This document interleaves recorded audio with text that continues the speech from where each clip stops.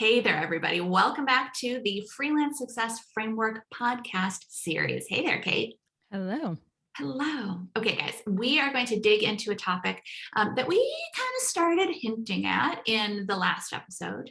And if you haven't heard the last episode, go back and check it out. This is a series, and we've worked hard to keep all of these episodes relatively short, even though we have so much to say about all of this. But our topic in particular today is why it's not a great idea. I would even venture to say a terrible idea to base your freelance career on finding clients on sites like Upwork or Freelancer or any of those type of bidding sites. You want to talk about freelancing being risky? That would be one, and freelancers making peanuts. Those would be some of the prime culprits. So let's start out with how those sites actually work. Do you want to give an overview, Kate? Yeah, absolutely. So in general, you list yourself on these sites. Clients then posts the project that they have, and you end up putting lots of work together for free. So you put together this proposal to try to win this project because you want to work on it because you want work. Makes sense. But then there becomes other people are involved, and there might be 30 freelancers, there might be 50 freelancers, who knows. The client has a lot of choice in this, and basically they're most of the time, I would say, looking for kind of that line of like what's going to get the job done and be the cheapest. So then there's this race to the bottom of bidding down work because people want to get the job, they want to have work, they want to have steady income, and so it becomes steady income that's not a lot of income. And, these sites, they seem like such a great thing, especially to a new freelancer, because you're a freelancer, you're out there, you're looking for work, you're looking for projects, and all these sites exist where all these clients come on and they list the work that they need help with. It's amazing. And all you have to do is go on and pick a job and tell them how great you are, and then they're going to hire you. Except that's not how it actually works in real life. It's just not. If something sounds too easy, then it probably is too good to be true. What Kate was saying, it's the first step, of course, is you have to put together a proposal. So you have to spend time before you get any of this work putting together it better sound good, otherwise they're just going to skip you. They're going to put together you have to put together a proposal that explains why you are the best person and what you can do and all that kind of stuff for them. So there's already some sunk costs, some sunk time. And then because there are so many other people on these sites, you are going to have to bid down your rates in order to be competitive. There are the average client on that site is not looking for, I'm looking for the best person at a rate that is commensurate with their experience. They might not even know what a rate commensurate. They might not know how to value your service, whatever that might be. They might not understand the skill and experience that it takes to do what it is that you do.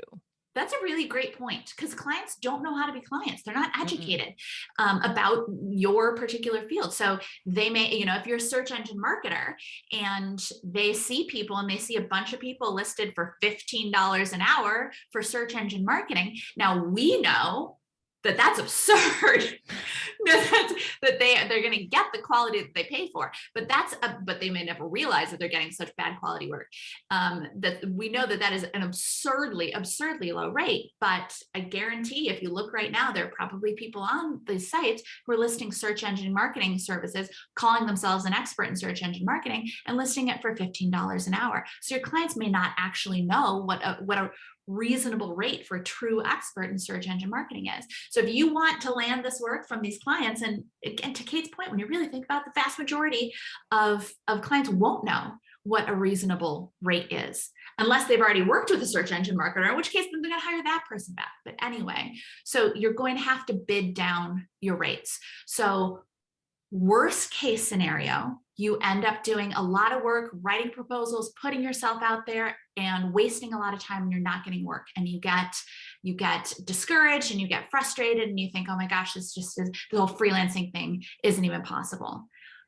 best case scenario is that you end up doing work for way less than the rates that you should be charging. And that's the best case scenario, which is And a terrible scenario. yeah, and there's stories out there I know that's like, this person made 6 figures on Upwork, but when they broke it out, it was something ridiculous, like, 20 clients or projects a week or something. And so the volume in order to hit that number was just more than any human being can physically keep up with sustainably for arguably more than a week. Like to do 20 projects in a week, I can't even fathom that. Yeah. And also it's not necessary. Why would you want to work for that lower rate so that you have to work 60 hours or 60 or 70 hours a week to be able to reach a standard, your standard of living or whatever that is. And might as well go on staff at that point. Yes, right. To go back to your old job. Defeats the point of freelancing. Yes. Well, and too, this is anecdotal, but I have had people say to me, the problem is it's a little bit like the Wild West on those sites. I've had people say the client has all of the control. So the client will say, you have to give me this extra work or I'm not going to give you a good review on the site. And the thing is too, is that reviews are your bread and butter. If you have bad reviews, then nobody's going to hire you if you have bad reviews saying you're difficult to work with, or you didn't turn things in on time. And those sites tend to default to the client because the client is paying, and those sites make money by taking some of what the client pays. So they're always, not always, but often going to side with the clients.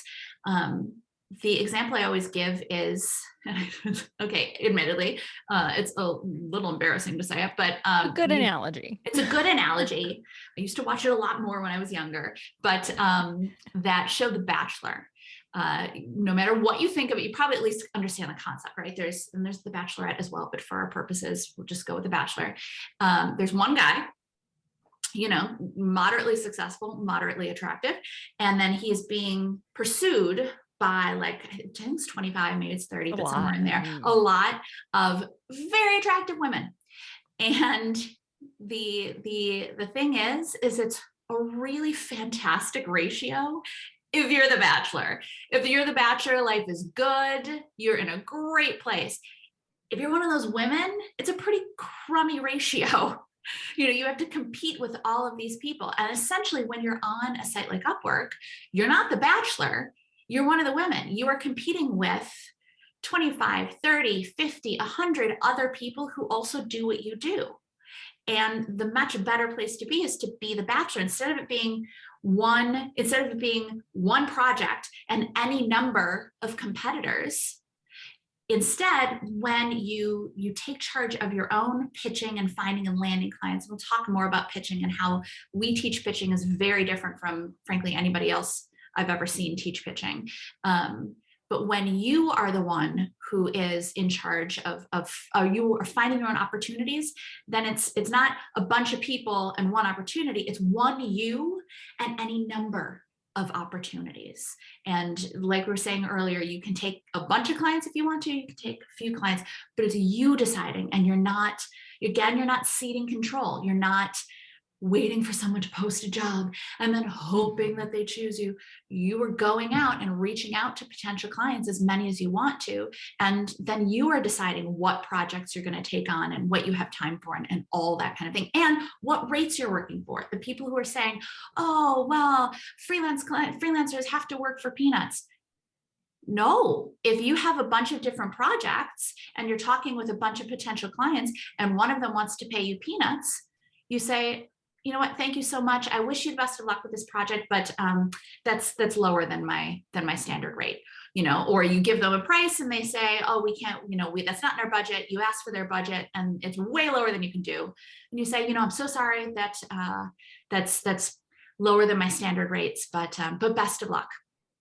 And then again, you are the one who's in control. Yeah. And you're pitching clients you want to work with, or you think you would like to work with. You're pitching jobs that you think you would like to do versus trying to pick up jobs that are posted that are like, oh, this isn't really something I want to work on, but I'm going to take it because it's here. I'm going to send a proposal because I've got no work next week or whatever it is. It's very different. You take back that control of the relationship And I think your clients then respect you a lot more because you're entering into it as a partnership. You are pitching them an idea, and you're not waiting to just execute on whatever it is that a client posted on an Upwork or a Fiverr. You are a valued partner. You have a lot to bring to the table more than just delivering whatever it is that you deliver. And you can build that sort of relationship when you're being the bachelor, if you will, to continue the metaphor. But it's such a great point, though, is that on those sites, you don't get the opportunity to have those crucial conversations with clients. You don't have the opportunity to have that initial discovery call to figure out whether you and the client are a good match and to talk about potential projects. Because, I mean, like, again, clients don't know how to be clients. They may say, oh, this is the project we want done. And then you talk with them a little bit, you discover and suggest to them, of course, that maybe a different project is where they should be starting. And that's going to make the other project better or turn out better, have better results or anything like that. But when you're on these sites, you don't have the opportunity for a discovery call, and you don't have the opportunity for an input call either. On these sites, all they do is just send you through documents of what they want. And, you can send back questions, of course, but it's so crucial to have, as the partner, to have those initial calls with your clients and to talk things through and to ask them questions and really get to understand their business, so that when you execute on your project, and again, whatever it is, whatever industry you're in, when you execute on that project, you do it well and it goes smoothly. 99% of the projects, freelance projects I've seen that have devolved or gone off into chaos because there was a breakdown in communication in that input call, because there wasn't enough information and there wasn't, that both parties weren't on the same page. So imagine then if you didn't even have that call, it's you end up, and you can do your best, but you'll end up delivering work that is not your best, and you're going to end up delivering work for much less than you should be paid for.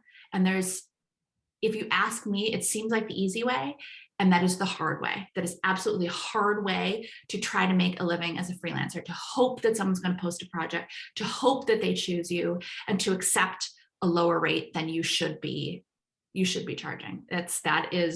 That is a quick path to disillusionment and disappointment, especially when there's a better way.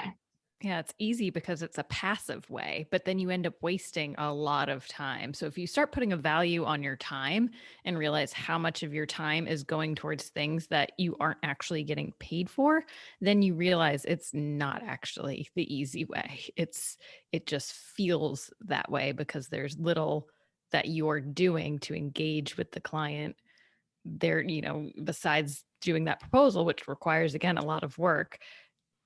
You're just kind of waiting. And yeah. And at the same time too, what seems easy, sure, it's easy because you're just waiting for a client to post jobs, but that may feel easy.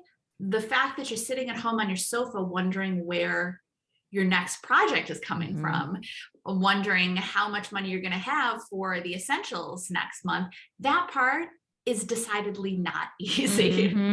So I don't know where you would prefer your ease to be, but I personally would prefer to be in charge of where I get clients and then know how much money I have coming in and being sure that I can pay all of my bills and then some, much more on top of that.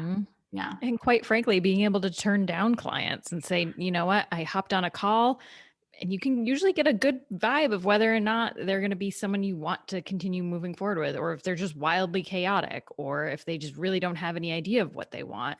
It's going to be a lot easier to do that on a phone call and figure that out and say, nope, you know what, this isn't the best fit, and say no to the work, than agree to the work on a site like Upwork and be stuck and say, well, now I have to deliver. They picked mine, and I don't want a crummy review for breaking this contract essentially. And now I'm stuck. So again, you don't have that stuck feeling. Yeah. You should never need to take a job out of desperation. But if you don't have a system for finding and landing jobs, you may have to take work out of desperation. And again, that's part of why so many freelancers or so many people think of freelance that it's risky or that it's hard or any of these other things. And in that scenario, if you're trying to make a good living on these kinds of sites, if you are wishing and hoping for people to post jobs, then yeah, guess what? That is pretty hard and that is pretty risky. Luckily, there's a much better way to do it, a proven, repeatable, scalable system. And we will get more into that as we continue our podcast series. So we will catch you in the next episode. Bye, everybody. Thanks so much for joining us on this special Freelance Success Framework video series. If you found us through our free on-demand video training, then you already know 3 of the biggest secrets for building a dependable and scalable freelance business, and you are well on your way to success. If you haven't seen our free video training yet, be sure to check it out at freelancesuccesstraining.com. We'll see you there.